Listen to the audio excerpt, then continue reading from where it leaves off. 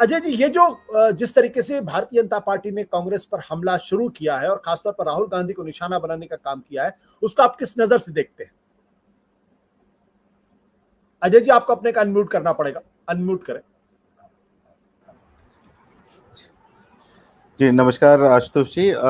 जाहिर सी बात है, भारतीय जनता पार्टी भारत जोड़ो यात्रा के से पहले ही कांग्रेस पे तीखे वार करना शुरू कर दिया था उन्होंने। और जिस तरीके से राहुल गांधी और सोनिया गांधी पर ईडी के समनिंग हुई और लगातार भारतीय जनता पार्टी ने जिस तरीके से प्रेस कॉन्फ्रेंस करके national Herald money laundering case को एक बड़ा, जो कि इतना पुराना केस है, और उसको एक फिर से एक नई ऊर्जा देने की कोशिश की, उसमें ऐसा लग रहा था कि भारतीय जनता पार्टी कांग्रेस के भारत जोड़ो यात्रा से कहीं ना कहीं एक तरीके से थोड़ी सावधान होने की कोशिश कर रही है और उसका इम्पैक्ट को मिनिमाइज करने की कोशिश कर रही है। और जिस तरीके से कल टी शर्ट को लेकर एक विवाद खड़ा किया, उससे ये जाहिर सी बात है कि भारतीय जनता पार्टी आने वाले जो 150 दिन चलेंगे भारत जोड़ो यात्रा के, उसमें इस तरीके के तीखे हमले करती रहेंगी, चाहे वो आइडियोलॉजिकल हो, चाहे इस स्तर पे भी, क्योंकि राहुल गांधी ने कौन सा टी शर्ट पहना है, या फिर आज जिस तरीके से ट्विटर पे मैं देख रहा था कि एक पादरी से बात करते हुए वो जब जीसस पे बात कर रहे थे, तो उसका भी मजाक उड़ाने की कोशिश कर रही है। तो ये जो वार और फिर कांग्रेस का उल्टा वार जो भारतीय जनता पार्टी पे आने वाले दिनों में दिखेगा हमें।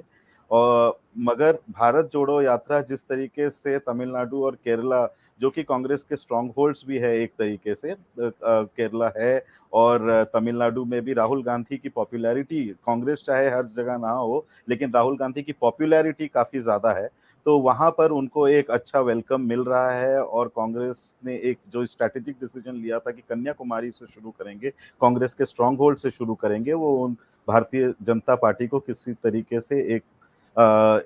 तरीके से अलार्म करने वाली एक पोजीशन में तो डाला ही है। बट अजय जी, सवाल इस बात को लेकर, क्या ये यूजुअल रूटीन पॉलिटिकल अटैक है कांग्रेस पार्टी के ऊपर? क्योंकि 2014 के बाद से लगातार देख रहे हैं कि कांग्रेस पार्टी के ऊपर, राहुल गांधी के ऊपर भारतीय जनता पार्टी हमेशा अटैक करती रही, हमेशा उनको उनको निशाने पर रखती, हमेशा उनको पप्पू साबित करने की कोशिश करती। क्या ये उसका हिस्सा है, या वाकई में बीजेपी नए सिरे से 2024 के संदर्भ में भारत जोड़ो यात्रा को लेकर राहुल गांधी को निशाने पर ले रही, कांग्रेस पार्टी को निशाने पर? क्या उसके अंदर थोड़ी सी बेचैनी आपको दिखाई पड़ रही? जी, बेचैनी इसलिए भी दिखाई पड़ रही है कि कांग्रेस, एक पहले हमें ये समझना एक तरीके से होगा कि क्यों कांग्रेस जो 137 साल पुरानी पार्टी है, उनको एक कश्मीर से कन्याकुमारी तक का भारत जोड़ो यात्रा करने की जरूरत भी आन पड़ी। लगातार राहुल गांधी ये कह रहे हैं कि सारी संस्थाओं पे आजकल रूलिंग पार्टी का कब्जा है, जिसमें से मीडिया भी एक वैसा संस्थान है जो कि लगातार 7-8 सालों से कांग्रेस को एक लेवल पे उनके सारे पॉलिटिकल एक्टिविटीज को बॉयकॉट करता आ रहा है और बीजेपी के छोटी से छोटी बातों को बढ़ा चढ़ाकर दिखा रहे हैं। तो ये जो भारत जोड़ो यात्रा जो है कांग्रेस के अंदर, उनमें एक ये अंडरस्टैंडिंग है कि हम ये मीडिया के बावजूद भी ये जो पदयात्रा करेंगे तो media will be force to take up our coverage. और उसमें और पद यात्रा से जो ये जन संवाद एक जो उनका कहीं ना कहीं टूट गया था, क्योंकि इंस्टीट्यूशन उनको, मीडिया उनको दिखा नहीं रहा था, उनकी मैसेजिंग को दिखा नहीं रहा था, तो वो डायरेक्ट जो आउटरीच प्रोग्राम भारत जोड़ो यात्रा के एवज से वो करना चाहते हैं, उसमें एक बेचैनी इसलिए भी दिख रही है क्योंकि वो उन मुद्दों पर उठा रहे हैं, वो मुद्दे स्पेसिफिकली उठा रहे हैं जिन पर नरेंद्र मोदी लगातार साइलेंस बनाए हुए रखे हैं, चाहे वो महंगाई हो, चाहे वो बेरोजगारी हो।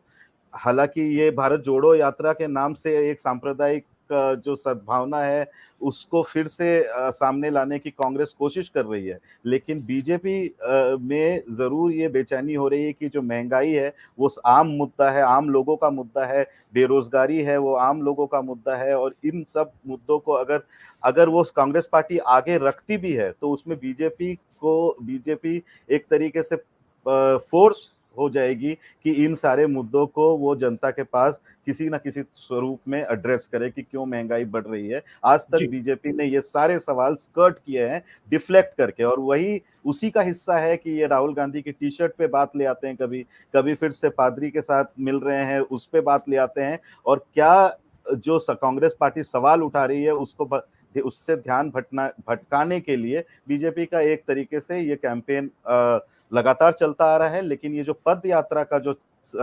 पहले बहुत सारे पदयात्रा अपने चंद्रशेखर जी ने भी किया था। हमने देखा वाईएसआर जी जगन रेड्डी ने जब पावर में आने से पहले जो 100 दिन का पदयात्रा किया था, उनका सीधा सीधा फायदा उनको आंध्र प्रदेश में मिला जब उन्होंने चंद्रबाबू नायडू की सरकार को हटा दिया। दिग्विजय सिंह जो भारत जोड़ो यात्रा के कोऑर्डिनेटर रहे थे, उन्होंने जब नर्मदा का परिक्रमा किया था, हालांकि उन्होंने कहा था कि ये स्पिरिचुअल परिक्रमा है, लेकिन उसका सीधा सीधा अगर उन असेंबली सेगमेंट्स को आप देखें तो कांग्रेस पार्टी जहां जहां जिन कॉन्स्टिट्यूएंसीज में दिग्विजय सिंह ने